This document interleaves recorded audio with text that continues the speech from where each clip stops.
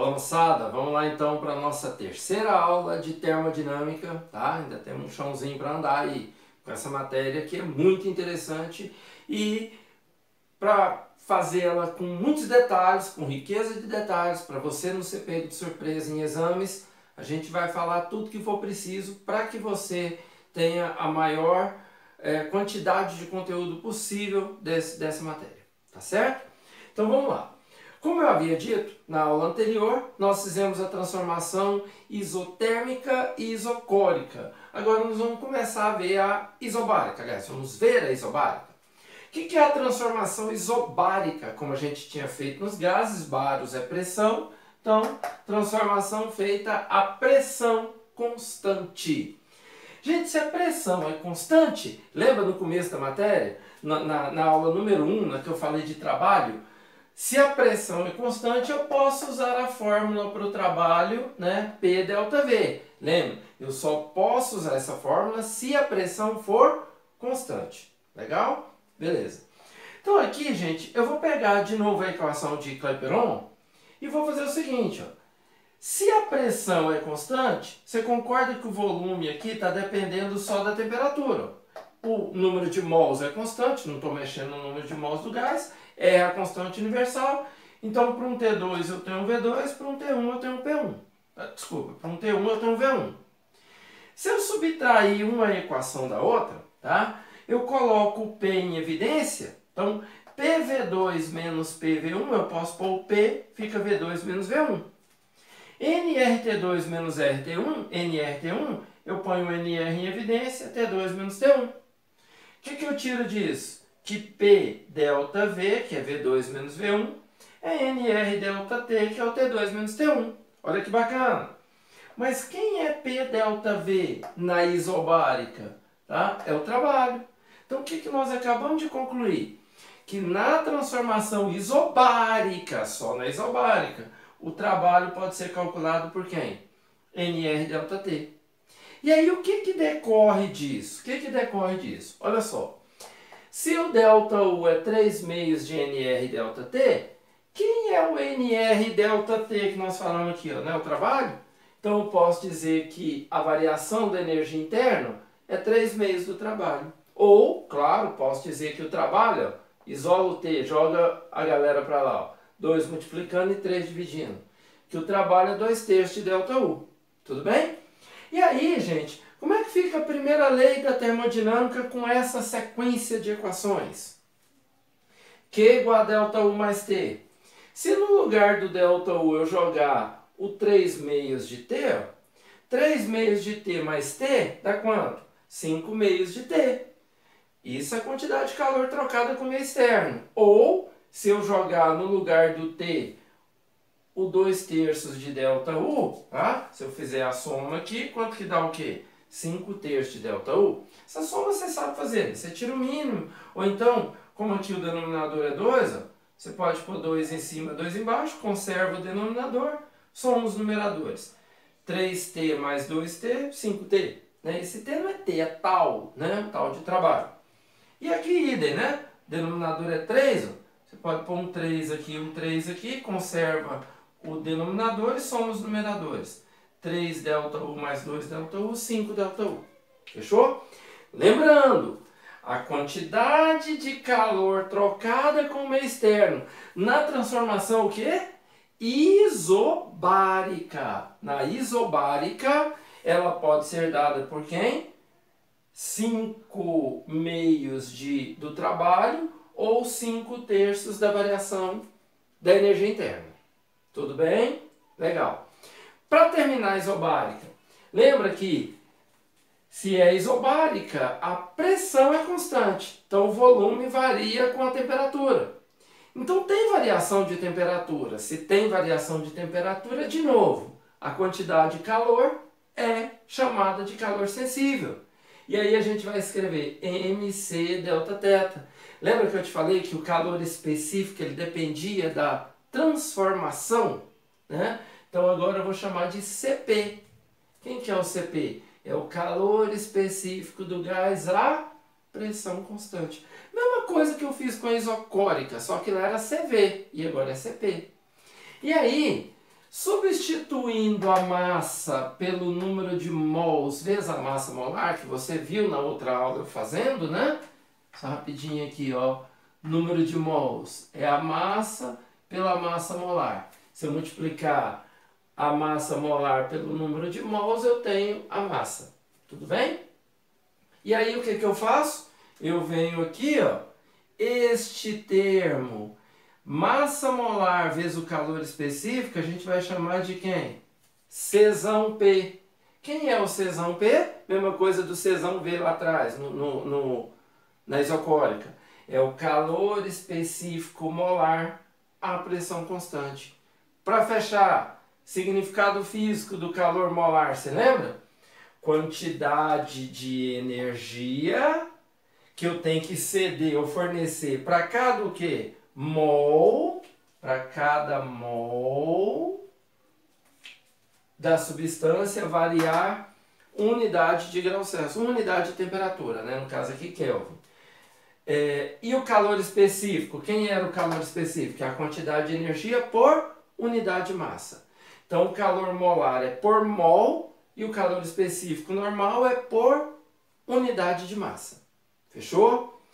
Tá aí então, é pesado, tá gente? É muita coisa, é muita fórmula, eu sei que é pesado. Mas o que é mais importante aqui? Essa equação, você já tem ela, tá? Isso aqui foi pra gente fazer essa sequência. Então o que é mais importante dessas equações? Essas duas aqui, tá? Que uma leva a outra, essas duas aqui uma leva a outra, e aqui quase que também uma leva a outra, tá? E essa aqui, pouco usada, mas é bom guardar. Tá? Essas são as mais importantes, mas está aqui para você entender a demonstração delas, ok? Então agora eu vou te apresentar um outro conceitozinho da termodinâmica bem legal, bem interessante, para não ficar nada sem que você conheça, certinho?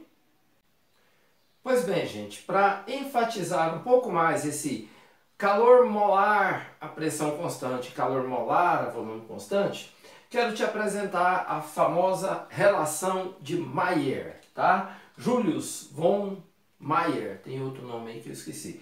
É físico e médico alemão, tá? Ele se dividia entre as duas profissões, um grande pesquisador, tá? Que viveu também no século XIX. Ele construiu uma relação onde mostra aquilo que eu já havia dito para você, que o calor específico de um gás ele depende da transformação a que o gás está submetido. Ele não depende só de ser o gás, tá? Então o calor específico, se é uma transformação isocórica ele tem um valor, se é isobárica ele tem outro valor, tá certo? Como que o Mayer fez isso? Ele pegou duas transformações isotérmicas, tá? Entenda que isso aqui são isotermas, tá? São duas transformações feitas na mesma temperatura. E aí pegou uma mesma massa de gás e transformou ela de T1, que é menor que T2, né? Quanto mais afastado o eixo, você lembra lá no estudo dos gases, maior a temperatura. Fez uma transformação isobárica e uma isocórica, ó, volume constante, pressão constante. E aí jogou a análise, né? Quem é a quantidade de calor de A para B? De A para B é uma transformação isocórica. Então, quantidade de calor, primeira lei da termodinâmica, ΔU mais T. Mas quanto que é o trabalho na transformação isocórica? O trabalho é nulo. Então, a quantidade de calor é igual à variação da energia interna. Então, eu posso dizer que a variação da energia interna é a quantidade de calor na transformação isocórica, que a gente viu lá na primeira aula, que era o quê? NCV ΔT, tá? Ou Δθ, como queira. E de A para C? E se eu fizer a transformação de A para C? A isobárica. Na isobárica, a quantidade de calor, a primeira lei da termodinâmica é completa. ΔU mais trabalho. Isola o ΔU de A para C. Ó. Vai ser quem? A quantidade de calor, joga para lá, menos o trabalho. Só que quem é a quantidade de calor na transformação isobárica? NCP ΔT. E quem é o trabalho na isobárica? Você lembra que eu mostrei no começo lá da matéria, né, na transformação isobárica, tá? Quem é o trabalho? Pode ser calculado por NR delta T. E aí, o que eu faço agora? Veja bem, delta U de A para C, delta U de A para B. Quem é o delta U? 3/6 de NR delta T? Mas veja, qual é a variação de temperatura de A para B? É o T2 menos o T1. De A para B, T2 menos T1. Quem é a variação de temperatura de A para C? Também é o T2, porque todos esses pontos estão na mesma temperatura, T2, por isso isotermo. Então, também o T2 menos o T1. Oh, mas peraí, o ΔT de A para B e de A para C é o mesmo? Sim. Se o número de mols é o mesmo, que é a mesma massa de gás submetida a duas transformações distintas. Se o ΔT é o mesmo, então o ΔU é o mesmo. Se o ΔU é o mesmo, o que eu faço? ΔU de A para C. ΔU de A para C, ó, tá aqui. É esse termo. E o ΔU de A para B? É este outro termo. O que eu faço aqui? Posso sair cancelando os iguais, ó. N é o mesmo, eu cancelo. ΔT eu cancelo. Daí a gente chega na relação de que calor molar a pressão constante menos a constante universal dos gases é o calor molar a volume constante. Troca esses dois de lugar. Esse vai positivo e esse vem negativo. Cp menos CV é igual a R. Certinho? E aí, o que eu ainda posso tirar disso? Quem é o calor molar a pressão constante? Ó? É a massa vezes o calor específico, você lembra? Massa molar. Então, substituindo pela massa molar. Se eu dividir todo mundo pela massa molar, ó, se eu dividir todo mundo pela massa molar, eu cancelo aqui, ó, tá? E aí, chega naquilo que eu havia dito, ó. O calor específico do gás a pressão constante menos o calor específico do gás a volume constante é a constante universal dividido pela massa molar do gás. Então, mas fundamentalmente, o que a gente tira disso tudo? Que o calor específico do gás a pressão constante é maior que o calor específico a volume constante. Tudo bem? Então, ok, gente, essa é a relação de Mayer, muito pouco cobrada. É mais para você entender que esses calores molares são importantes, eles vão entrar na transformação adiabática que eu vou falar dentro em breve para vocês. Tudo bem? Ok, galera? Então, vamos lá para completar essa nossa terceira aula de termodinâmica, falar da transformação cíclica. Gente, o próprio nome diz que é uma transformação cíclica, que forma um ciclo, ou seja, sai de um ponto e volta para o mesmo ponto. Para uma simplificação inicial, eu peguei esta transformação cíclica de A para A, tá? Uma transformação bem simples, com duas isobáricas e duas transformações isocóricas, ok? Então, o que a gente tem daqui? Gente, se é uma transformação cíclica, quanto que é o ΔU ao total do ciclo? Quanto que é o ΔU de A para A? É muito simples, seria o A menos o A. Quanto que é o A menos o A? Zero, né? Se você quiser jogar na fórmula, quanto que é o ΔT de A para A? Né? TA menos TA, zero. Então, quanto que dá o ΔU ao longo de todo o ciclo? O ΔU total do ciclo é zero. Você tem variação de energia interna de A para B, de B para C, de C para D, em todos os trechos, mas a variação total é nula porque fecha o ciclo e o ΔT é zero. Fechou? Assim sendo, como é que fica então a quantidade de calor total, né, primeira lei da termodinâmica, ao longo de um ciclo? Se o ΔU total é zero, a quantidade de calor total trocada durante todas as 4 transformações é igual ao trabalho, tá? E quem é o trabalho total? O trabalho total é o trabalho de A para B, de B para C, a soma dos 4 trabalhos. nas duas transformações isocóricas, você vai lembrar, na isocórica tem trabalho? Não, porque o volume é constante, tá certo? Então, de B para C e de D para A é zero. E quanto vale o trabalho de A para B? Eu posso calcular por essa área aqui, ó. A área entre esta reta que vai de A para B até o eixo das abscissas. E os volumes aqui, tudo bem? Então essa área todinha, que eu representei ela aqui em miniatura, certo? E esta área aqui, ela é positiva, porque de A para B o gás está o quê? Expandindo, está aumentando o volume. E o trabalho de C para D? Note que de C para D, o trabalho será igual a essa área aqui de baixo. Ó. E este trabalho de C para D, como o gás está sendo comprimido, ele é um trabalho o quê? Negativo. Aí você pensa comigo, some toda esta área vermelha aqui, ó, que é o de A para B, essa grandona aqui, até o eixo das abscissas.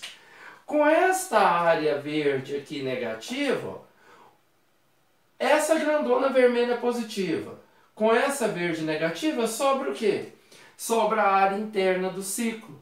Então, quem é o trabalho total ao longo de um ciclo? É a área interna do ciclo. Com um detalhe, se o ciclo for horário, que é o nosso caso aqui, ó, se o ciclo for horário, você vai perceber que o somatório total vai dar um trabalho o quê? Positivo, que é o que acontece nas chamadas máquinas térmicas. Em máquinas térmicas o trabalho total é sempre positivo. Máquina térmica, o ciclo é sempre o quê? Horário, tá? O ciclo é sempre horário. E se o ciclo for anti-horário, o que acontece? O trabalho será negativo. É só você pensar, a seta ao contrário. A área maior será negativa e a menor positiva. Então vai continuar sendo a área interna do ciclo, só que ela vai ser o quê? Negativa, que é o que acontece em máquinas refrigeradoras, que a gente vai ver no final, a parte final da termodinâmica. Tudo bem? Então tá aí, transformação cíclica. Com isso a gente termina essa nossa terceira aula de termodinâmica. Tudo bem? Grande abraço e bom estudo para vocês. Tchau, tchau.